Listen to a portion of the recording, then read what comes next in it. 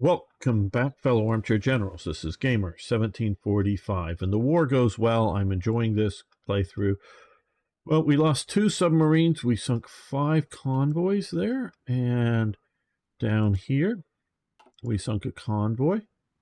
All right, so out here, let's see. We sunk a convoy with 3 of our submarines. Most of our submarines are being deployed here, so let's assign these guys an operational area here. Yeah, let's convoy raiding down in Cape Verde. You guys go down there.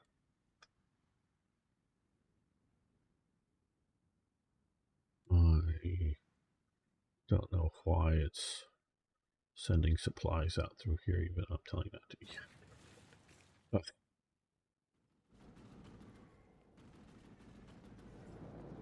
Okay, so we're going to start pushing here just because they only have 1 division left.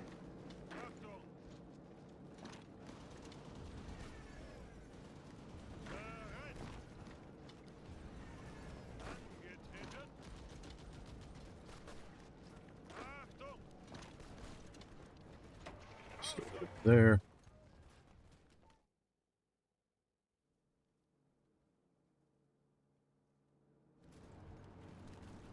Okay, so we've got Hummel.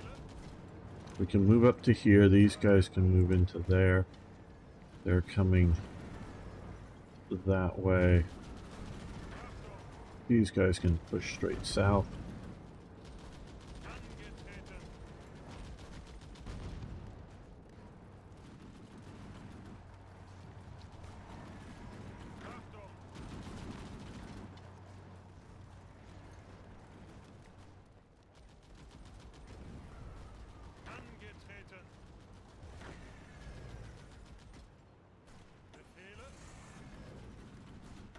These guys just push along the river. They can push into here.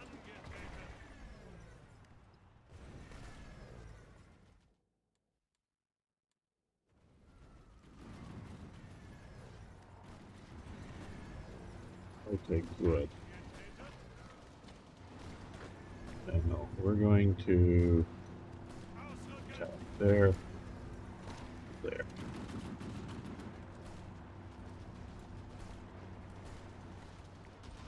Cut off their supplies and or retreat. Yeah, they've organization.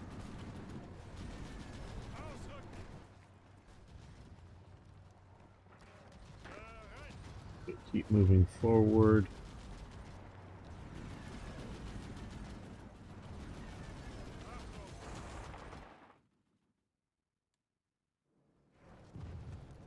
You guys cross over.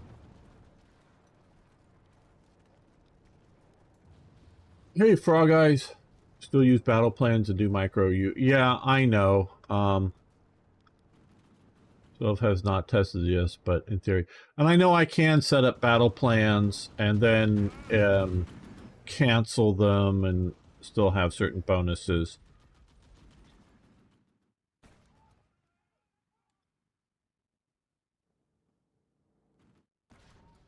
Let's look at our construction here. Okay, well, we're getting done with most of the rail network that I had planned. Taking a long time. That's only getting us supplies so far, but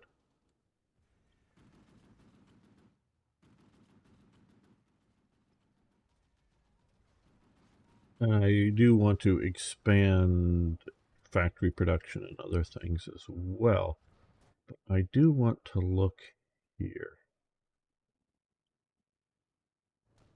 Okay, so if you understand, the higher the number, the more supplies moving along that route. These are where the supplies are offloaded, if need be. So that's supplying 2 out of 40 possible. Where we can come deep into here, that's supplying 46 divisions or levels of supply, but it can only effectively do 40. So it's not supplying everybody as much as we could. If we can take here, that'll be another supply depot, and we'll spread it out. But we can see coming through here, two, I mean there's a 1, but 2, and 3 down here. So if we want to supply up here, well, we either have sea supply, which we're doing a little bit of that, and so that will help us out. Oh, there. So maybe I don't need to, because we can get Talon up here. That will definitely help us with the supply. So I probably don't need to build in that direction right now. Now coming down here. Okay, you know, I do see 4s here, but you got to look back through here. There's like a 3. So we need a solid 4 connection maybe, unless it does come. No, because we can see it. Yeah.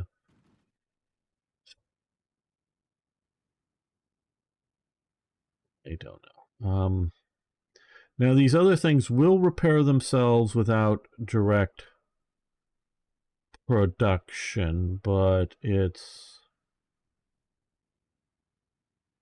faster, much faster to have direct production assigned to all these various things. I think we'll just leave that to sort of take care of itself for the moment.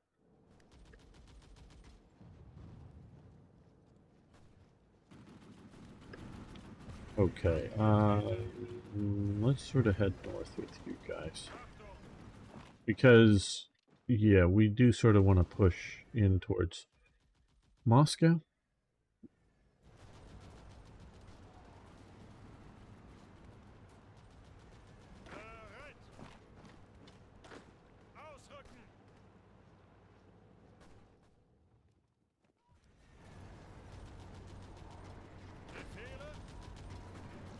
Okay, so we've got to this bridge here.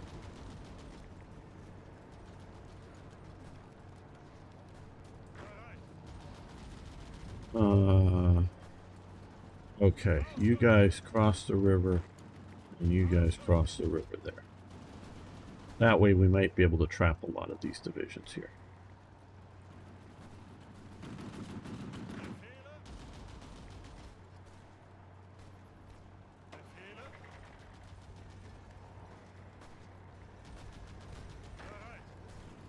Well, one of you go back across that river there.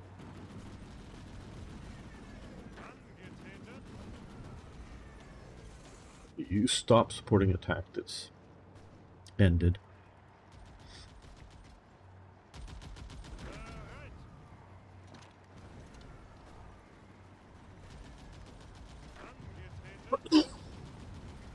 Excuse me. Support that attack.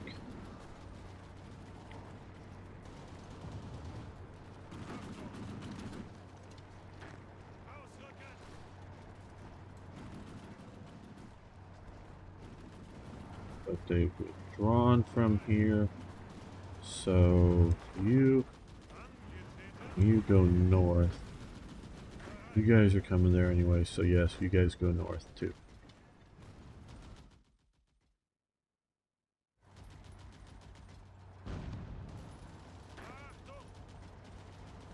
Okay, our Holland attack has stalled out. They're defending. Okay, you guys come up and help them defend.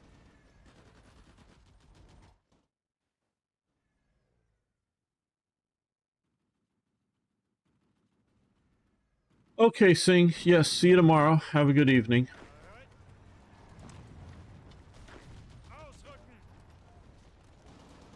Keep pushing up. Okay, it looks like we're actually getting a bit ahead on manpower, which is good.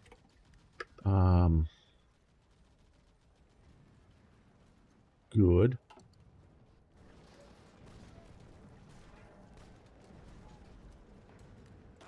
Now that we're here, you're going to start your attack again. We're going to join that attack, and you're going to attack the moving division there. Okay, and you're going to, for right now, support this attack. I know I could move into the city of Stalino, but I want to keep some of these other forces moving. Get across the straits there. You guys are all forward. Where are you? You're there. Just you. You are where? Oh, up here. Okay.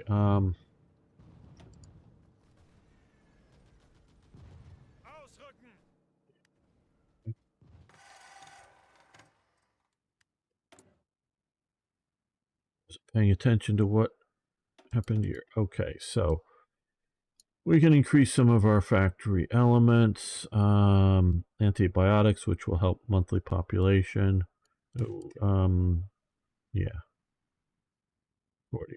Yes, let's do that, which will help our manpower by increasing the recruitable population.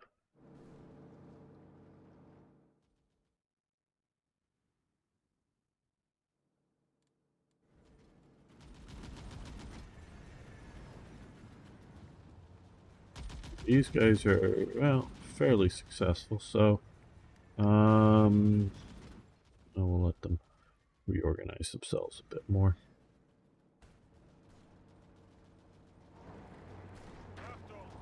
Okay, you can help support that attack across there. You guys can move up that way.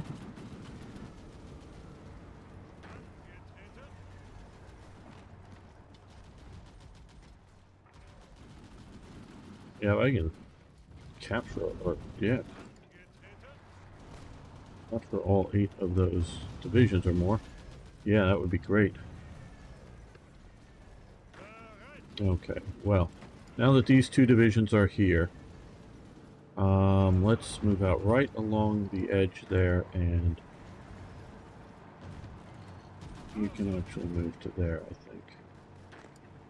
You can attack that way, and you attack up that way.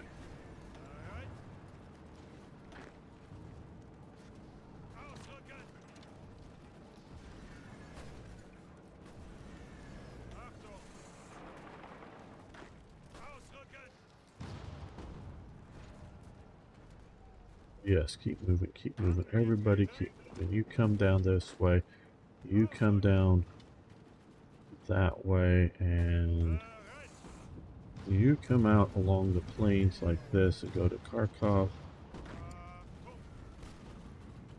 You come out there as well, but you push this way. There we go. How many aircraft do you have in the area? Well, we can quickly take a look here. Not enough. As you can see here, the red means they're controlling those areas. We're controlling the green.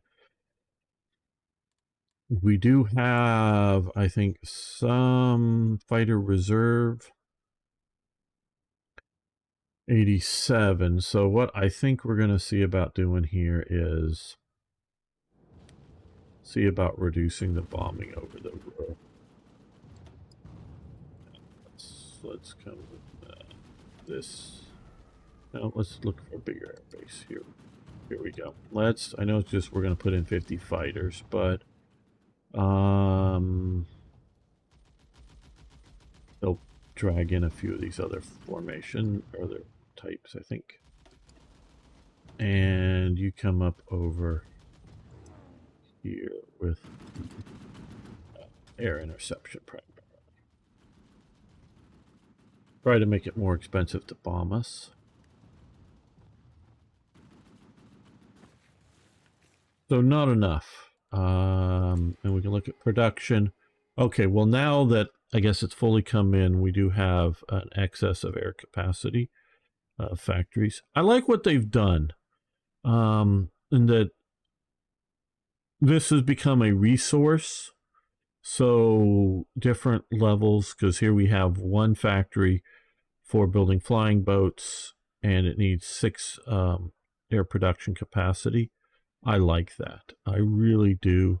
Because a tank factory does different things than a an aircraft factory. Some minor elements might be the same, like engines.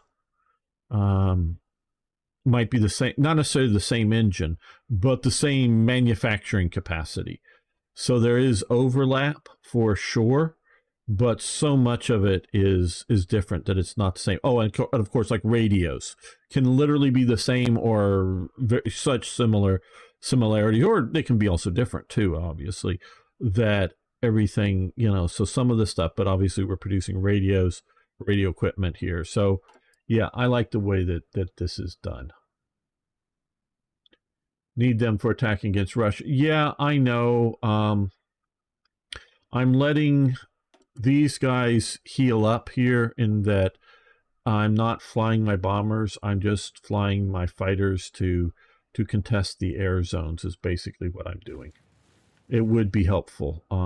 Better planning would be very helpful. I will completely admit that.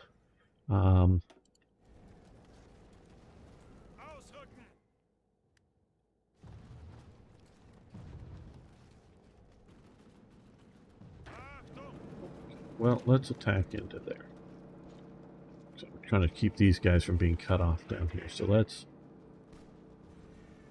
move up to my cop with you. We've got you coming across to here, and then you guys can go to there. You guys are soon to be into there. They've fallen back there. Okay, you go into Stalino. Let's move the cavalry up since you'll be faster. Okay, we've got here. Okay, let's secure the... Nope, no, let's just move you this way.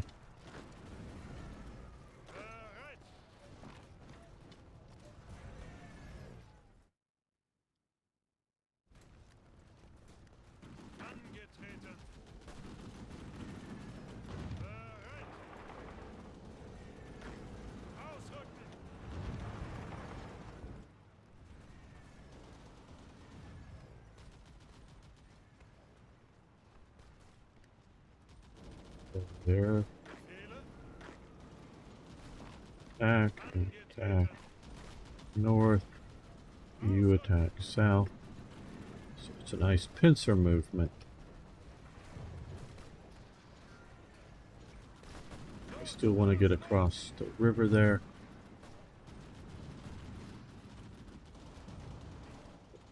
Let's see, one of you push up this way.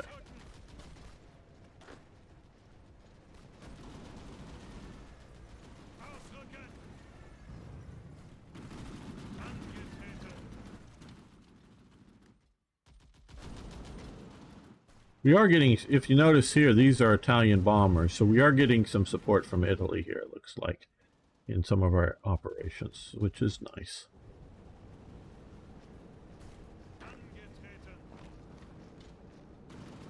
Oh, well, now that there's just a armored division in Tallinn, let's see if we can... Okay, so if we finally taken over Skoda. Check manufacturing. So, that was here, which gives us factory output by 5%, which is nice. Okay, currently we are increasing our fuel reserves. So 188, well, pause. 190 days until we are full of capacity, just to give that. Now, we could do the Nibelungen tank work, which would increase our assembly factories plus other design costs and other things down. And we can see here, currently we have 14 extra capacity. We are using 182 for tank production. We can see here 66, 66. So we're using a lot. So that would be, I mean, it's not necessarily are needed now, but it would be useful to get a couple of more factories there. Yeah, expanding Austrian oil would be nice, but again, we are on the upward swing. Now, we're not using as much oil as we could. We could be, steaming around with the Grand Fleet here with all of our battleships that would use up even more. And all of these bombers that I have back here sitting waiting, they're not using, fuel right now. So definitely a, potential to use more than we currently are. But let's take a look. We could do the Hitler Youth. I think this gives us a more manpower situation. Luftwaffe field divisions. These, okay. These happened because the Luftwaffe gets bloated, gets a lot of manpower. Not that it can't use a lot of manpower usefully, in that you have a lot of air bases with lots of fighters and you need lots of logistic support. That is a correct thing. But it got bloated and they needed more units on more manpower on the Eastern Front. Well, like we disbanded our divisions. Well, to understand the National Socialist regime and why he should not be here, Walter Funk, because he's a nobody. He works for Goering. I mean, he was a real person. He was in charge of a lot of things, but he's just a functionary. He's doing his job. He's functioning. He works for Goering. Your proximity and access to this guy, Herr Hitler, determines your power base in the Nazi regime. So the closer you are to him, the more powerful you are. So this guy has, functionally, as far as I know, no access to Hitler. I'm not saying that at some meeting that, okay, we're going to, sit down and give a presentation to the Fuhrer about armaments production, that he isn't there. Yeah, he probably is there, and he probably does his bit. But he doesn't then hang out with Hitler afterwards, where Goering will have dinner with Hitler. Goering will walk up for the afternoon tea at the tea house above the Berchtesgadens with Hitler.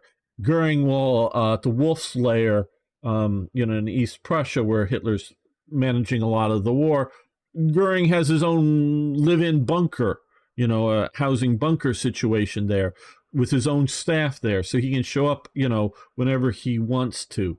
It's that kind of access that Goering, that Ribbentrop, that Speer has, that Funk, Totes, or Fritz Todt never had.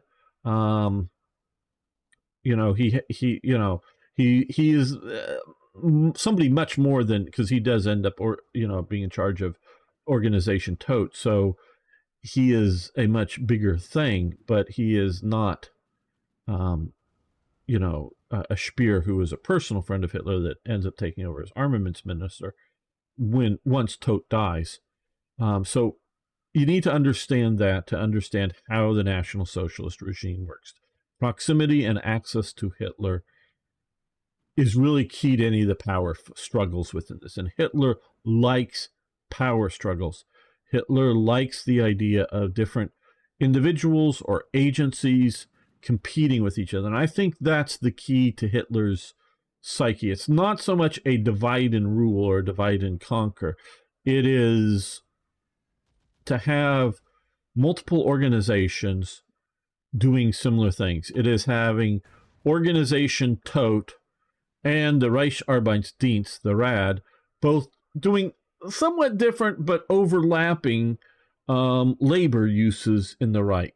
And so that they can be comparison, who's doing the most efficient, what's he doesn't want a final victor. He doesn't want to get rid of all the organizations. So he likes that competing element in his regime, which is different than Marxism, which is different than fascism. So he likes that idea going on.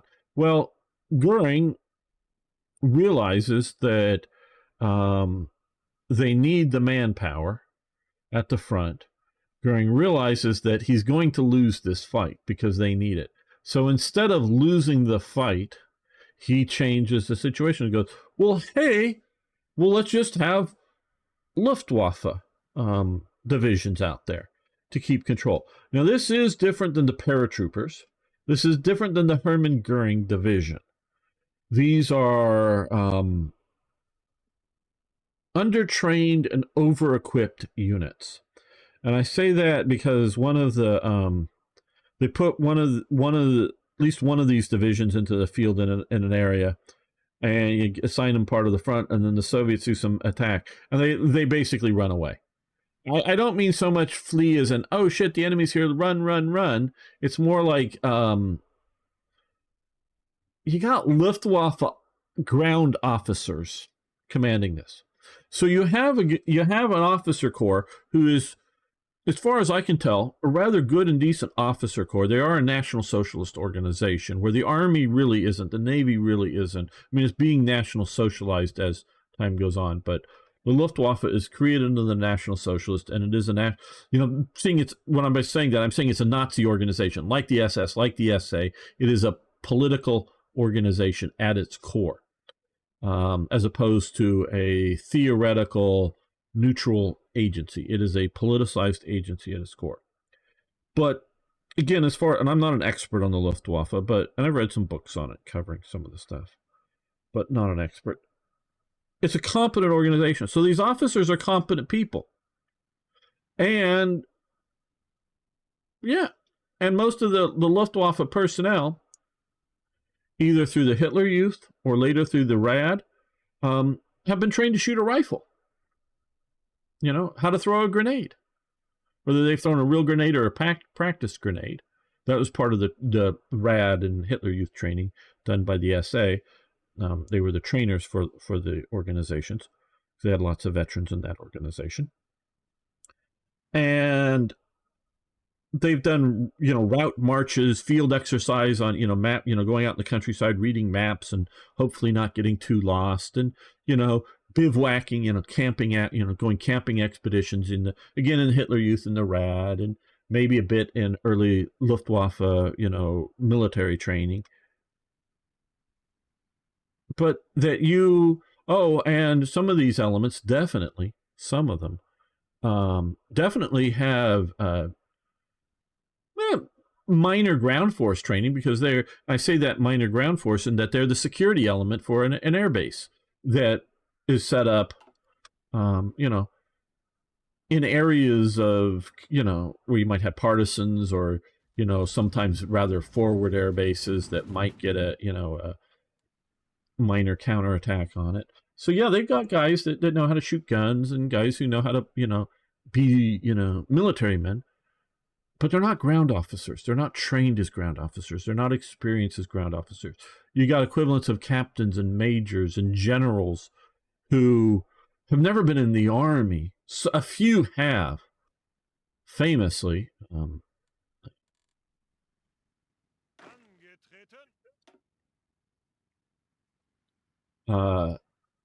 Kesselring, Smiling Albert Kesselring, he was an artillery officer, I think major, but I'm not sure, in World War I. So he and few others I know, but so he's a World War I officer veteran. Most of the German generals, are World War I veterans, as being officers, not most of them weren't generals, a few were, but most of these guys were World War I veterans, the generals. And so he's a World War I veteran, and he is put in charge of the Air Force and also overall German forces down in the Mediterranean. So he is Rommel's commander during the North Africa campaign. Sometimes going down and visiting with Rommel, and probably agreeing when he's with Rommel because he's seeing the situation firsthand, and then he's getting orders from Berlin to do things that are often counterproductive. And so it turns out he is an excellent guy to run this theater of operations, because early on he is, there is some Kriegsmarine, the Navy, operating down here, but mostly small boats. And when they take over Italian ships and take over very, very, very few French forces and a few other, so they're operating some stuff, but it's sort of secondary type, Navy stuff. It's mostly, aircraft that are bombing, things, air supplying, fighter coverage down in North Africa and whatnot. Well, once the ground forces really come in, and I'm not sure if it's because he's in charge is why the Hermann Goering Division is sent down to Sicily at the point. I don't know. But he ends up being the commander for Germany in fighting this, because, again, he's an artillery officer, so he understands positional warfare. Artillery barrages, setting up defensive lines. And he does, I would say, a masterful job considering the situation that he's facing, in that, the Allies eventually get air supremacy, definitely get naval supremacy, so they're able to, do landings, at Anzio here and other places like that go around it. There is a German map that is published, I don't know, 43 or something, that is air, or leaflets that has a map on it that has 43, 44, 45, 46, 47, 48, 49, in that this is how many years it's going to take. You're going to be fighting in Italy for years, sort of, a propaganda, and dropping leaflets on their enemy, on us allies here. And that map might not be entirely unreasonable if the Allies had to fight their way up the peninsula. But whether it's the earlier landings at Salerno, which, bypasses a lot of forces down here, and then the Anzio landings and other naval operations along the coast, without those and the need to have rear area troops, so that when you draw a line, you have to be ready to oppose other naval landings, it might have really taken multiple more years to push up the Italian peninsula. So yeah, Albert Kesselring, being a dual trained officer, is great for that. And so he understands air operations, and even when they're losing, he's still understanding what's going on and how to handle it. So that's rather good for the Germans. But most of these Luftwaffe, over here, units do not have those type of officers, veteran officers in the ground forces. And so they very well may have the command experience at an administrative capacity and, personnel leadership. That doesn't mean they have the command experience at the front line. So they, fuck things up, would be it. So it's not so, and things get out of hand, so they have to retreat.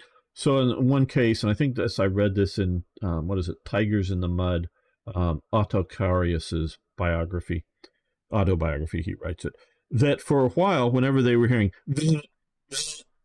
that really high cyclic rate of the MG-42s, they knew it was the Soviets, because the Soviets captured a bunch of them from some retreating Luftwaffe divisions and a bunch of ammo from them, and reapplied them where most of the German army units were using coming off of the MG-34s, because, again, proximity to Hitler got all these Luftwaffe units all the new and best shiny equipment. Not necessarily that they had tanks, because that was going to the Hermann Goering Division, which did have, because the Hermann Goering Division comes out of the parachute trainings, officers that were, and enlisted men that had seen ground combat, that were forming up what was theoretically, just sort of say it in air quotes, theoretically, an airborne armored division. Not that it was meant to be an airborne armored division, but it was an airborne division that had armor, including heavy armor. And that was a good fighting unit, but most of these were just, it would have been better to take all of these guys and dump them into to the Army units, because then whether it is an officer or whether it is an NCO who again has that certain level of experience, if they're just now one of 6, one of 8 at a particular level, well, they may fuck up, but they'll have a chance to learn without getting too many of their men killed, without getting too much, bad stuff going on, and maybe take a sergeant becomes a corporal and a captain becomes a lieutenant on switching over with, and then with experience, get promotion back up. That would have been better overall replacement into the Army divisions, but that is a sort of thing. And so yeah, there's a lot to do, and we still haven't even done the whole Japan thing. But let's look around here. Operational Westerbung, we're not going to do. Sea Line Western Knowledge would be. Is this a new research slot? Grants research now just 6%. It looks like. Okay, we could send support down there, but we need is enough. We could open up state affairs, which. Joseph Goebbels, active Soviet Union. Oh, add stability 10%? Well, we need the stability. I'm just looking at the effects of this political power gain, down by 3%, just what we need, less political power gain. Division training time increased. Recruitable population up 10%. We could use that. Stability, oh, well, we add 10% stability, but weekly stability goes down by 0.1%. All building construction speech goes down. Minimum training level. Okay. Factory output. I don't like that. Volkstrom. I don't like that. I like the war support. Minimum stuff. Economic mobilization. Yeah, I like that, but I'm not going to go there right now. So, Gestapo and divisions. As far as I know, that never happens. Not that you can't do a national focus that's unhistorical, but as far as I know, the Gestapo never becomes it never becomes a cadre like the political commissars and the NKVD that are spread throughout the Soviet forces. It just, again, as far as I know. Now, it has been suggested that I stop doing national focuses, which will either generate more political power, or I could do one of these, invest in scientific establishment, which would reduce that.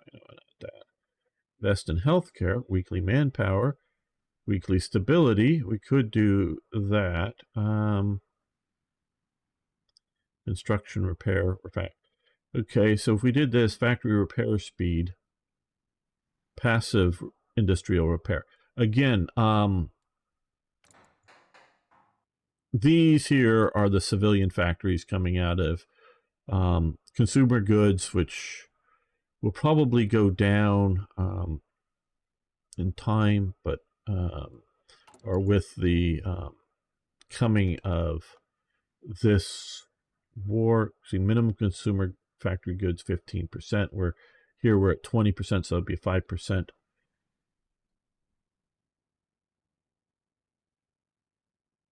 Decrease in the needs for that. So these are active production, where these things will, the passive will get done without, though we are now using some of this. This will speed it up. Okay.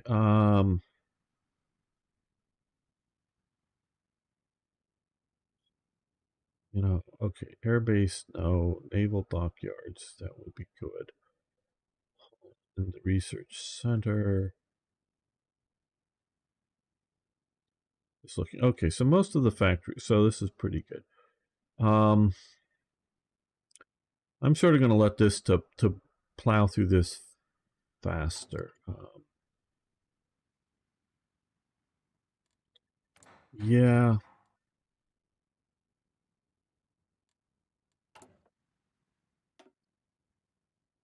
So, construction repair speed, that would be nice for a while. That would be a small arms and a military factory, more flak defense. Nibelungen work. I think because we're still sort of significantly, because the only reason we have all this is because I disbanded all of the divisions in training and I have not done more. So we're going to, I understand that this will give us some sort of, I don't know what it is, but some sort of, whatever this event will give us some manpower boost. So we'll do that for the manpower. And what I can't remember how the economy said, too much competition spread research and capability into too many departments, and they had too expensive research and lost industry efficiency because of overlapping production.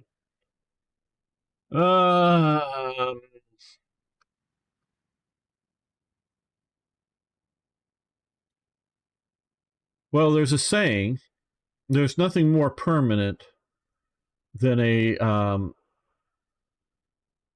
temporary government program.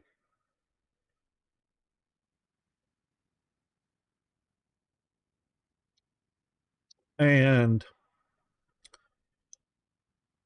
I'm sure there's, I'm obviously I'm not an expert on Soviet, and Soviet could be pre-war, war period, post-war, post World War II, into the Cold War, whatever periods, and things can very well change at different points.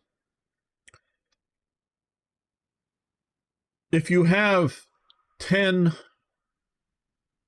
government departments researching aircraft,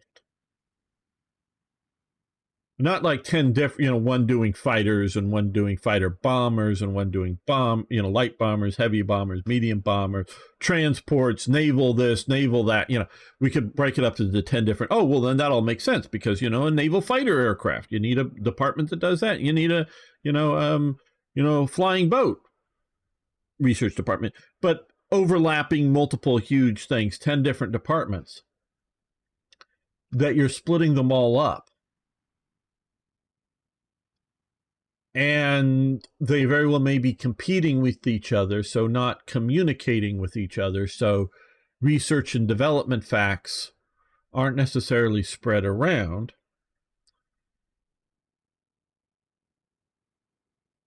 That you don't have a good metric to decide, are all 10 of these doing well, or do we need 5 of them? Do we need 1 of them?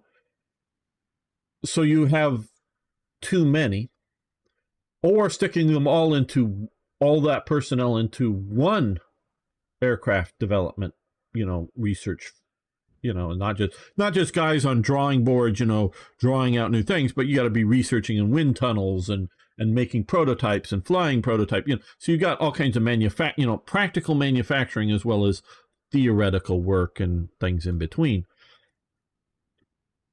going in one big agency that could be bloated and oversized as well. And you don't have a good metric to compare against that.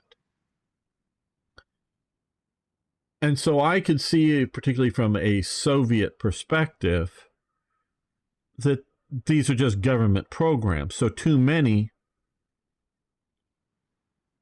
is too spread out, too overlapping, too redundant.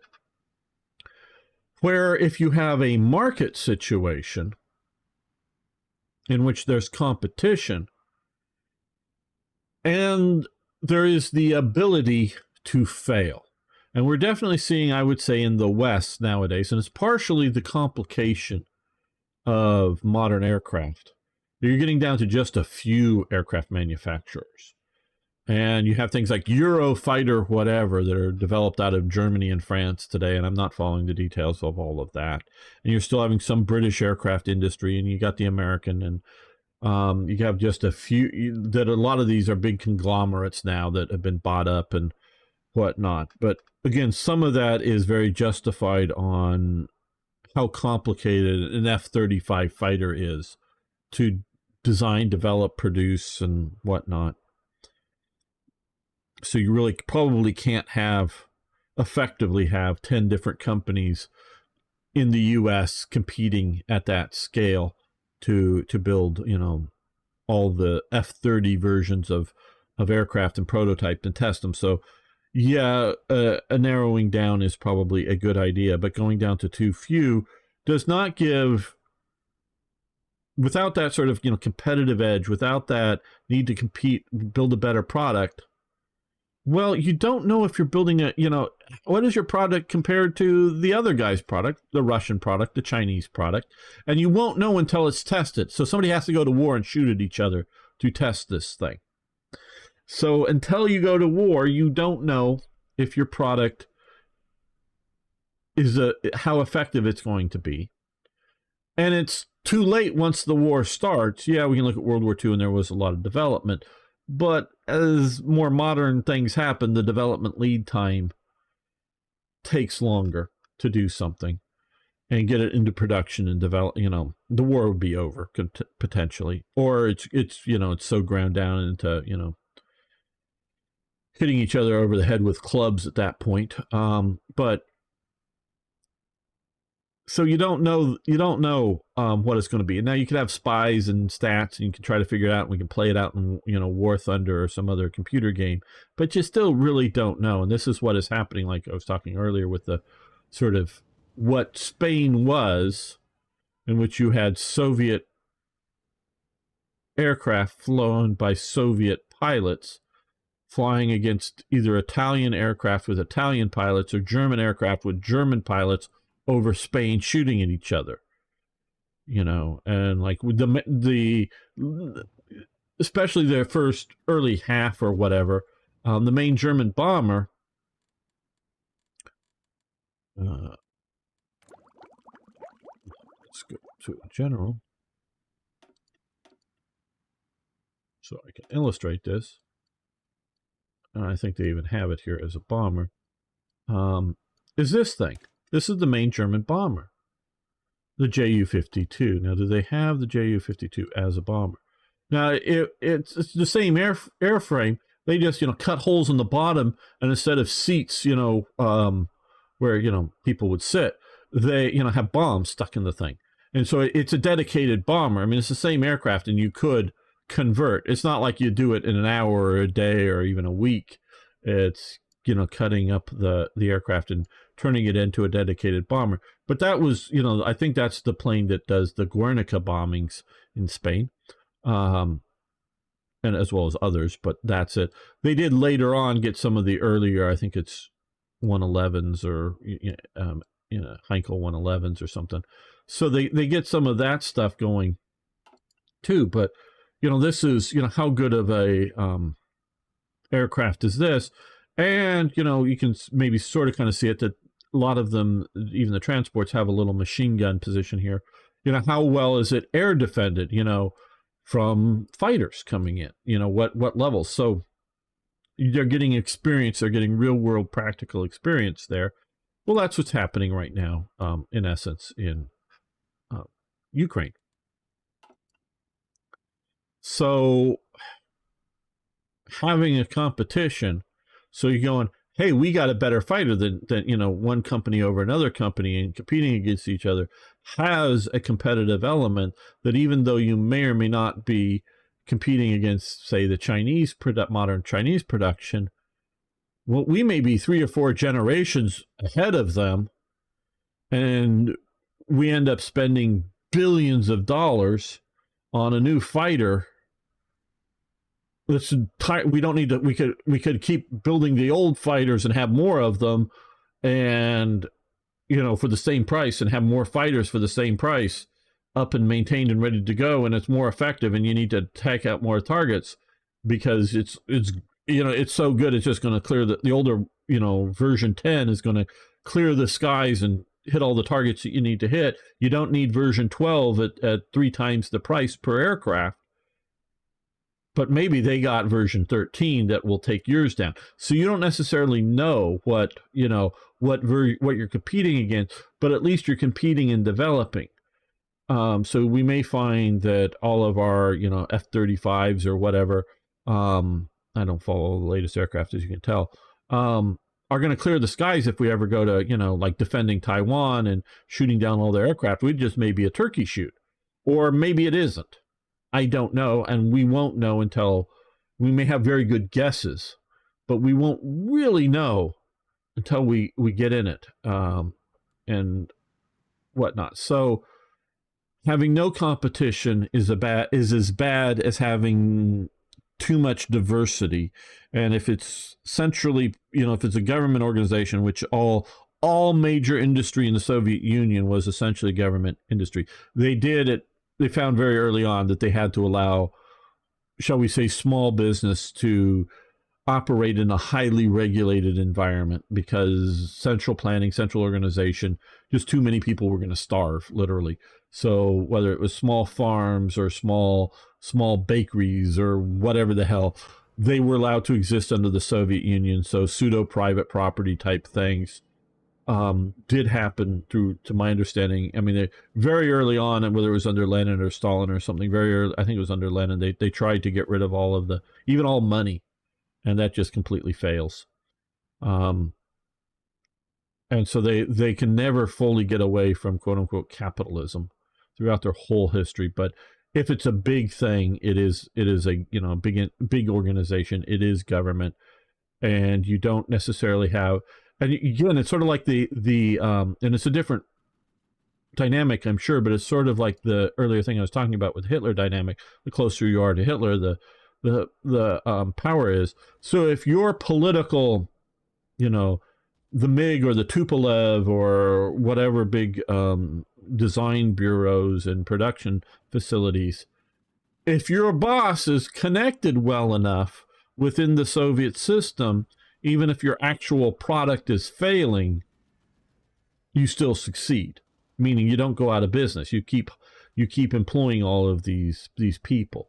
So that, I think, Ragar, is you. Oh, hey, folk, I haven't said hi yet. You're looking at that kind of viewpoint, and it is probably quite true from the Soviet or government. How efficient is the U.S. post office? Well, it's losing to the private, UPS and FedEx and other companies. And is only in production or in business because it's government protected. Now we value the idea of having a government post office. So I mean, I'm not saying we shouldn't have it. I'm just saying that it's that kind of thing. And so if you look at that viewpoint, ground divisions were dumbass idea. Yeah, value. But yeah, exactly. But I would say also the Luftwaffe gets overly bloated in the number of ground personnel.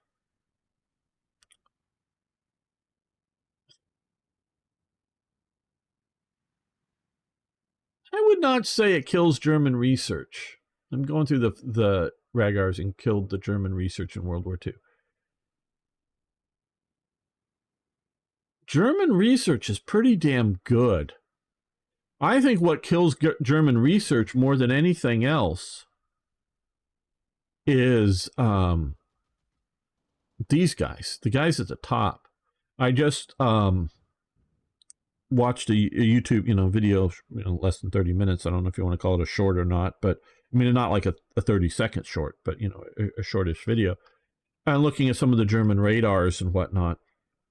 At the start of the war, the high command, industrial high command, orders a stop to radar research, which was slightly better than the British at the time, which was way better than the Americans at the time, unless it was going to have concrete results in the next 6 months or something like that, because the war was going to be fast. Let's not bog down into long-term projects unless we know it's going to result in something useful soon. Now, do this. So there is more of a problem with decisions being made at the top. There was also, I remember reading way back when I was a kid, reading Albert Speer's Inside the Third Reich. Great book, highly recommended, but it is an apologetica for Speer. So it's his viewpoint, but also, after he starts writing it while in prison and whatnot, but published after he's out, so it's making him look good. You got to keep that in mind, whether it's from war crimes or other things. But it gives a very fascinating insight to the National Socialist regime. And like one of the things is before he has anything to do with armaments, this is like in 1939, late 1939 or very early 1940, before the Battle of France starts. He's on a tour with like Hitler and several of the other guys in some industrial factory, whether it was, I think it was Heinkel, but I'm not sure. One of the aircraft producers. And, here he's still, at this point, he is, quote unquote, Reich architect. So he's has an official government type job, and that he is, planning and doing renovations and does the Reich Chancellery, the big building, and he also designs the Reich Luftministerium, basically, the German air ministry for, Goering's big building. So he's designing and managing the construction projects. So he is at this time working with and in competition with Todt and Organization Todt, because there is a Speer organization that is, practical stuff. But it's building these sort of prestige buildings at this stage. He eventually, on Todt's death, he takes over, because Todt dies shortly after becoming Reich, I think it's munitions minister, not like everything production, but just munitions, and somewhat, as well as commanding Todt. Well, Speer takes over all of Todt's jobs, including Organization Todt. Eventually, once Todt dies in the airplane crash. A lot of people die in airplane crashes, but yeah. So he's in a government / party official, high ranking, but not involved with the war really, and basically anything that he is doing or has been doing is being either interfered. The war is interfering with it, or he's interfering with the war, because he's designing big new stadiums and doing test builds of things like that are being hampered by war production. Well, he's taken and shown a working jet engine, not on an aircraft, but just a jet engine, and it's really good. And the decision is at this point to stop all work on it, because it takes resources to develop this jet engine, because this will be for the next war, because this war, we're not going to get there in time. I think this is probably Hans Ohlend's jet engine being developed, and Heinkel was funding it. I think I'm putting several facts together to come up with this. Hopefully they're all correctly aligned. And so this is all put to the side in 1940. There is still work on it. Heinkel does continue to get resources to development, and the first prototype fighters that are built by the Nazis is a Heinkel fighter that never goes into production. It's rather good, not nearly as good as the Me-262, but is a good intermediate fighter. But that would have only been ready, I don't know, in 1943 for production. That it would have been a pretty good air interceptor fighter over Germany. But no, they don't do it. So I see more research hindrances because of short-sightedness, if you will. And then I see anything with the idea of too many departments killing National Socialist research. Now, some of the research is goofy, loony, sort of what, they're doing it today, and been government remote viewing and whatnot. My father is interested in these. We'll call them esoteric ideas and projects, and had been big listener to Art Bell, if you're familiar with. He's now passed, not my father, but Art Bell, radios and whatnot. So he's listened to a lot of that stuff. But and they were into dowsing, so they had a whole program that they would, guys, if you don't dowsing with other bent sticks or with little pendulums on a map, they were dowsing as to where the convoys were. I don't think it had any relative or provable success of pinpointing current convoy locations, but they were sending U-boats to certain locations that certain, people that supposedly had the dowsing gift that said the convoys were either there or gonna be there or whatever. So they're doing some lunatic stuff, I would say. Now, of course, they're you could say, well, they're trying everything. Yeah, well, yeah. So yeah, there is some of that going on, but there's also just shutting down otherwise likely successful project, or things that are eventually successful, but delay them by a couple of years. And this is why I say they're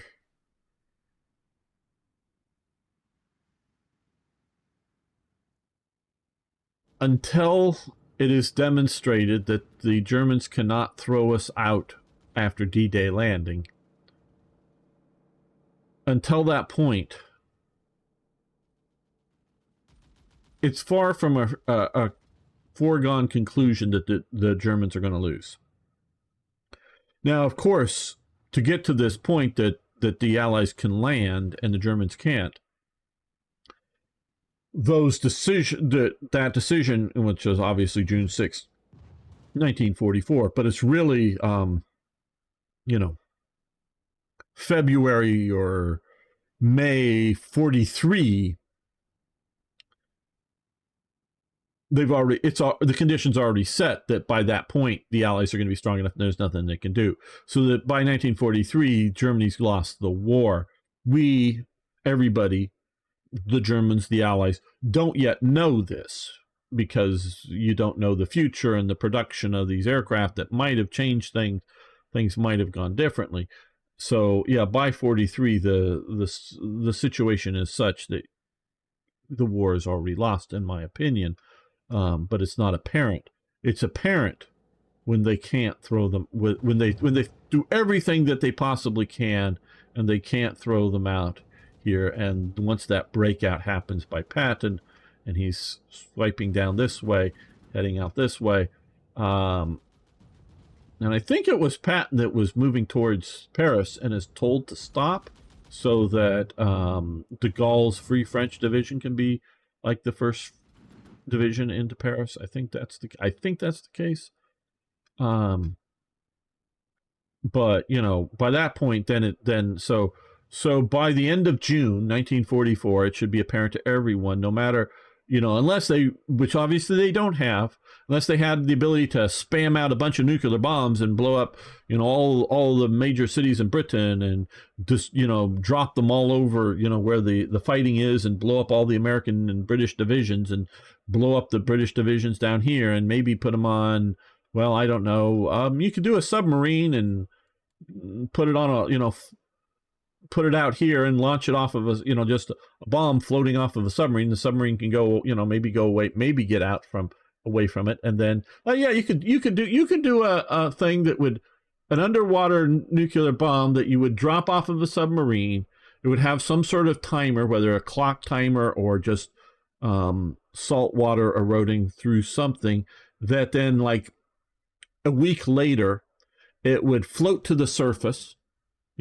Airbags would expand or something, and it would float to the surface, and then it would have a water surface detonation, off of New York City area, Newark and whatnot. Yeah, it might not kill the entire city or whatever, might have several of these, but you could drop them off of some of the major cities, and yeah, they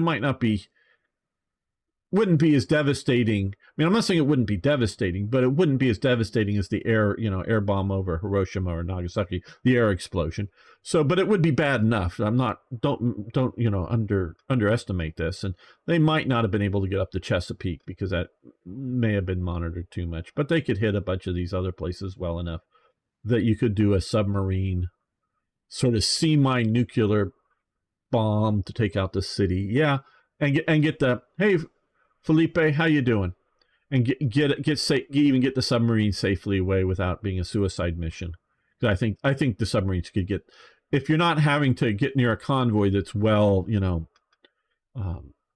being escorted, you could probably get in close enough and get out without that. So without having the ability to spam a bunch of nuclear weapons or something, I think by 1947, Germany could have had it's sort of arbitrary, I've changed my opinion on it, and I think the U.S. government has information they still haven't let out.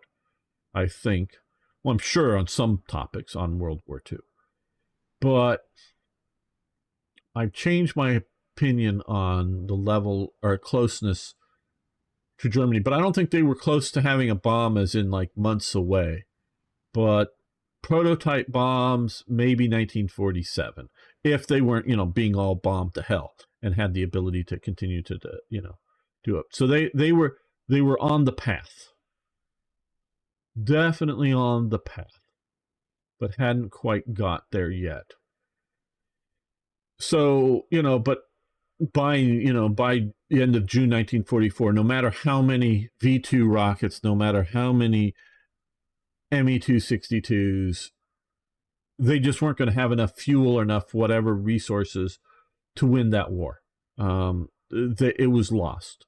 It was only a matter of the moves the Nazis would make would either lengthen or shorten the war on particular fronts.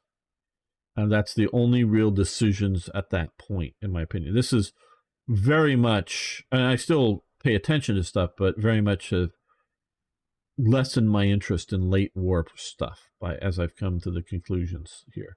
So I'm more interested in the decision points of how it could change or go back and forth. So that's best focused manpower, U.S. Clean for which gives you. Okay, well, we're doing the Hitler Youth. Okay, again, this doesn't say. I mean, I'm not SS Junkenschule here, bad Tolts, which is required. Yeah, I'm not disagreeing with you, folk, in this. I just wish it told me that this would do significant upgrade for manpower, because I see research bonus. Nice, but 15 days. So let's see. U.S. destroyed F-22 production about 10 years ago. They can't compete the J-20 and similar anymore. U.S. overestimated F-35 capacity capabilities. Yeah, right. I haven't been following it. A friend of mine used to work. Yeah,